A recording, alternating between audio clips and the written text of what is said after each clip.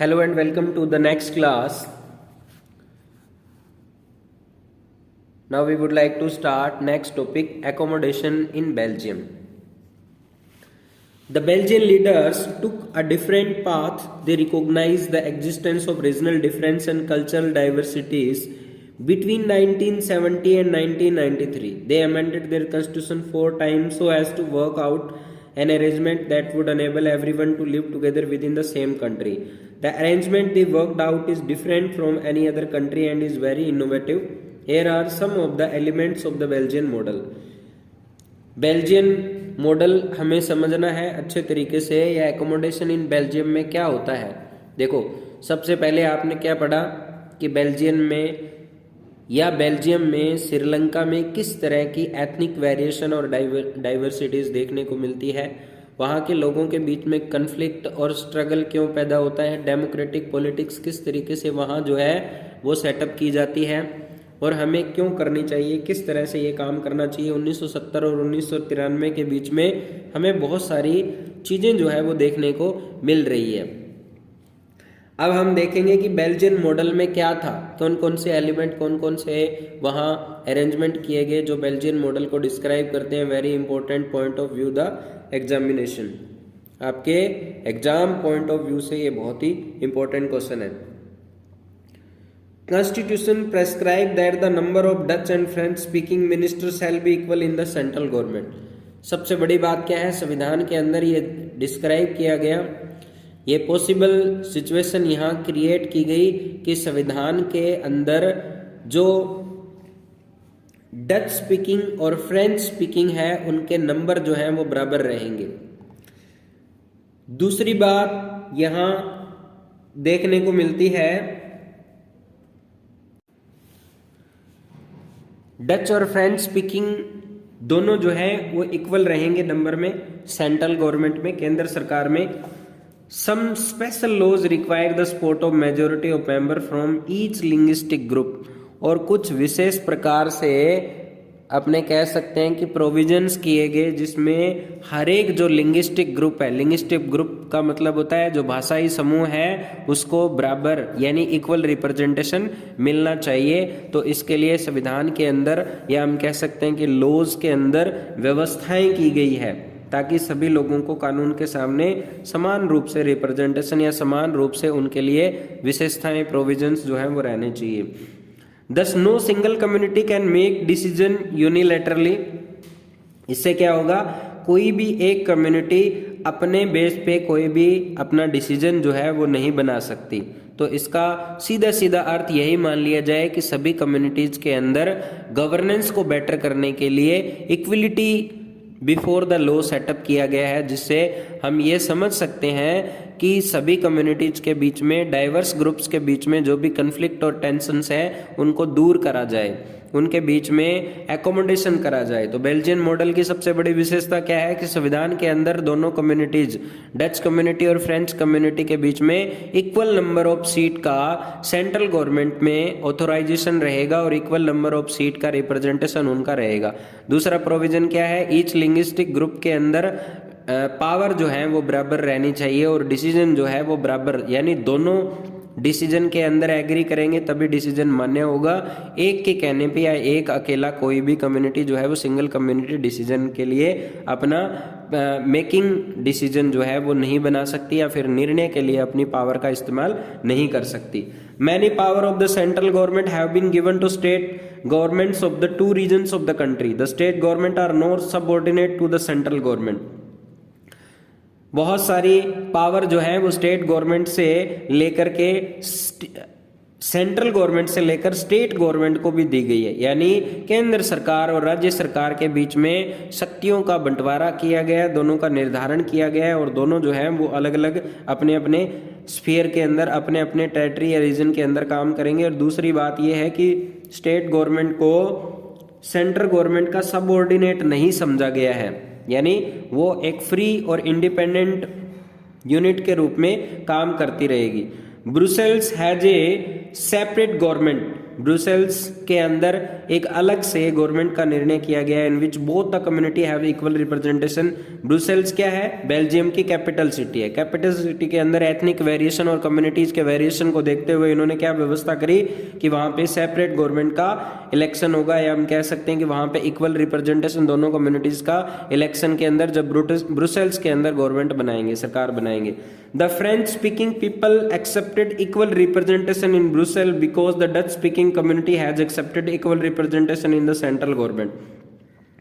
French speaking लोग जो हैं वो इस एकोमोडेशन को एक्सेप्ट करते हैं, यानी दोनों के अंदर किसी तरह का कोई तकरार, कोई कंस्ट्रेंट नहीं रहना चाहिए, किसी तरह का कोई कन्फ्लिक्ट नहीं रहना चाहिए। इसलिए ब्रुसेल्स सिटी के अंदर वहाँ जो गवर्नमेंट बनेगी उसके अंदर भी इक्वल रिप्रेजेंटेशन होगा, और सेंट्रल गवर्नमेंट जो पूरे बेल्जियम के लिए काम करेगी उसमें भी दोनों का इक्वल रिप्रेजेंटेशन रहेगा।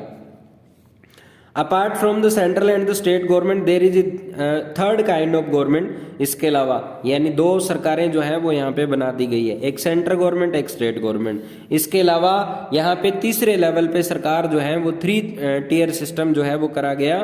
तीसरे लेवल की सरकार यहाँ काम करती है। This is community government elected by people belonging to one language community. यहाँ पे डच, फ्रेंच और जर्मन 3 कम्युनिटी जो है, यानी 3 अलग अलग लैंग्वेज वेरिएशन हमें बेल्जियम के अंदर देखने को मिलते हैं, और तीनों कम्युनिटीज क्या करती है?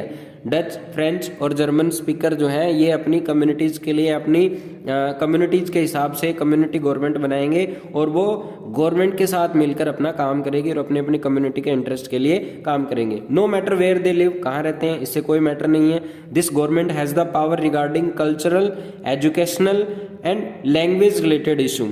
और इनको किस तरह के गवर्नमेंट इनको पावर दे रही है कि इनको अपनी कल्चर को फॉलो करने, अपने कल्चरल राइट्स के लिए काम करने, इनको अपने एजुकेशनल राइट्स के लिए काम करने, और दूसरा कोई भी लैंग्वेज रिलेटेड इशू है उसके लिए काम करने का इनका प्रभाव जो है वो रहेगा, और इनका काम करने का ये तरीका रहेगा। You might find the Belgian model very complicated.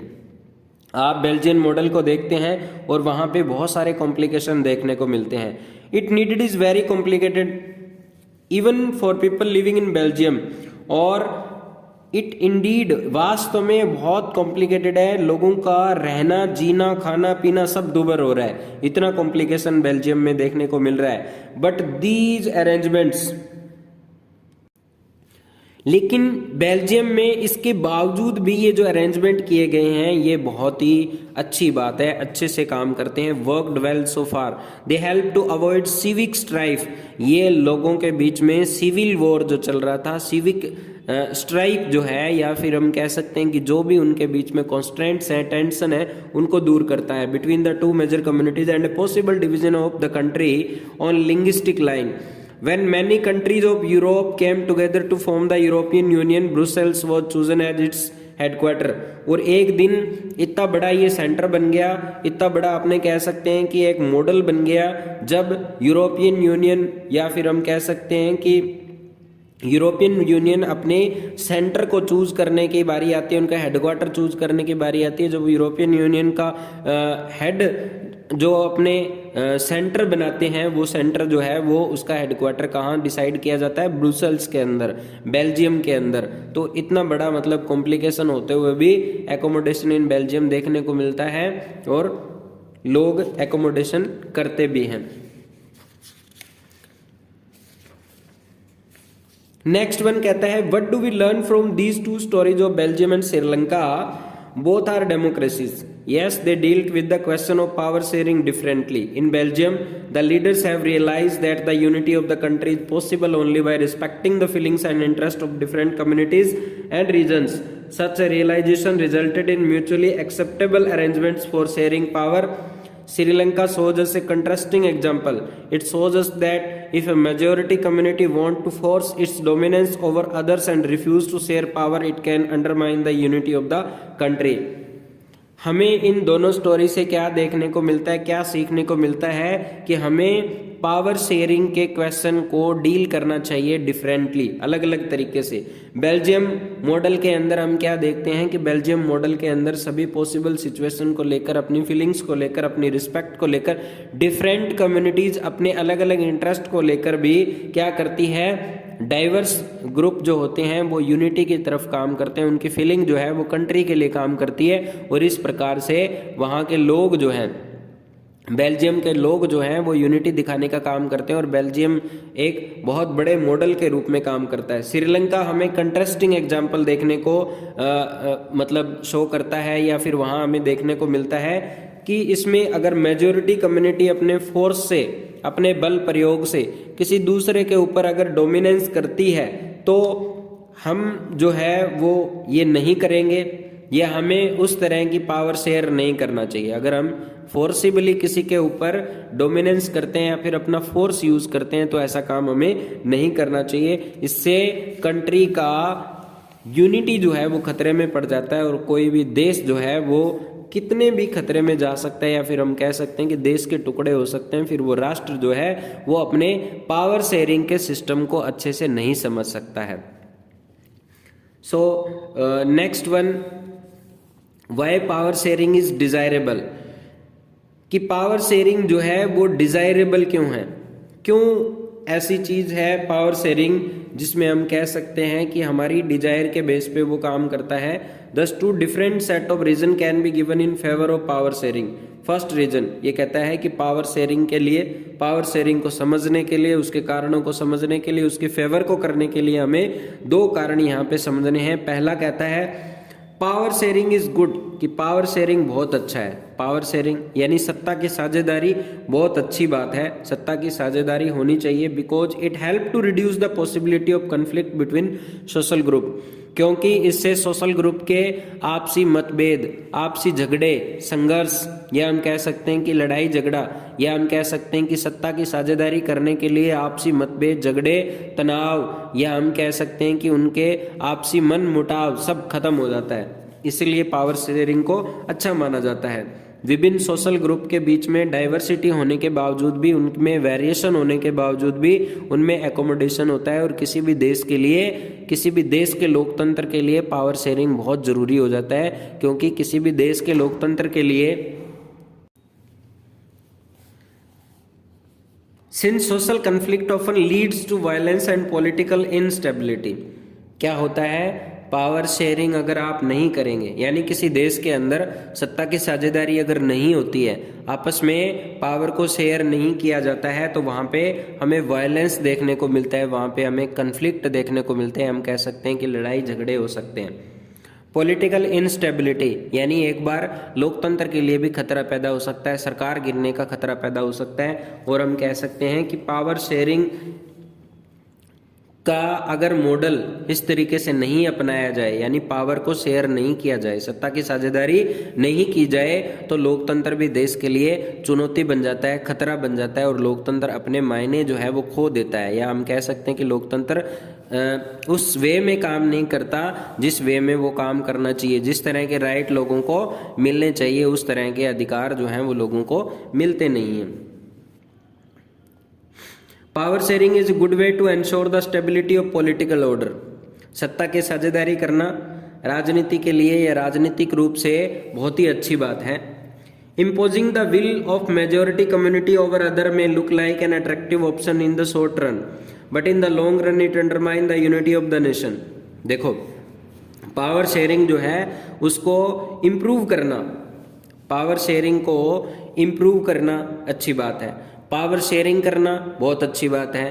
Power sharing करके चलना किसी नेशन के लिए यूनिटी ऑफ द कंट्री के रूप में काम करता है, लेकिन पावर शेयर को रिफ्यूज करना, शॉर्ट टर्म के लिए रिफ्यूज करना, लॉन्ग टर्म के लिए रिफ्यूज करना, ये किसी भी देश के लिए, किसी भी पॉलिटिकल पार्टी के लिए खतरा बन जाती है, और आने वाले टाइम में वहाँ पे पॉलिटिकल ऑर्डर भी डिस्टर्ब होता है, इनस्टेबिलिटी पैदा होती है, और लोगों के बीच में आपसी तनाव, झगड़े देखने को मिलते हैं, सोशल ऑर्डर खत्म हो जाता है, और पूरे देश की यूनिटी जो है वो खतरे में पड़ जाती है। यानी किसी भी देश की आज़ादी जो है उसकी सत्ता के कारण, सत्ता की साझेदारी के कारण, अगर वो साझेदारी अच्छे से नहीं होती है तो पूरा का पूरा देश संकट में आ सकता है, लोकतंत्र खतरे में आ सकता है, लोकतंत्र को बहुत सारे खतरे पैदा हो सकते हैं, संकट पैदा हो सकते हैं और हम कह सकते हैं कि देश का विखंडन हो जाता है, देश टुकड़ों में बंट जाता है।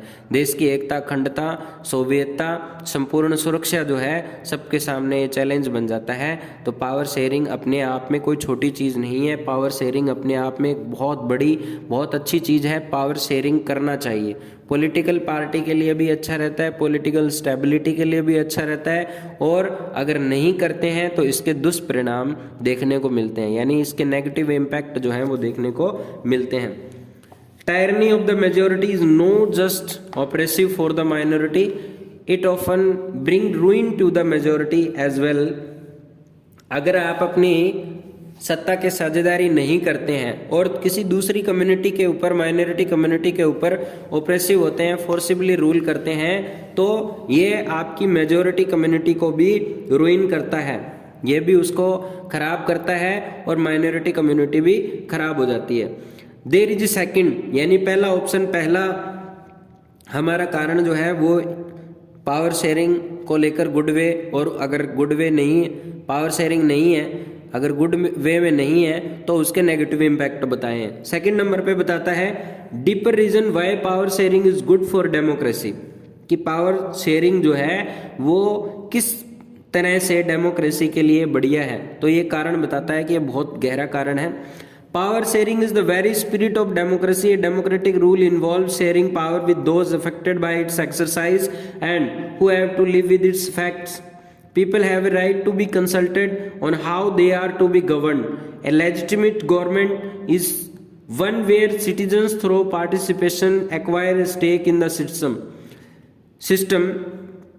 Let's call the first set of reasons prudential and the second moral. While prudential reasons stress that power sharing will bring out better outcomes, moral reasons emphasize the very act of power sharing as valuable.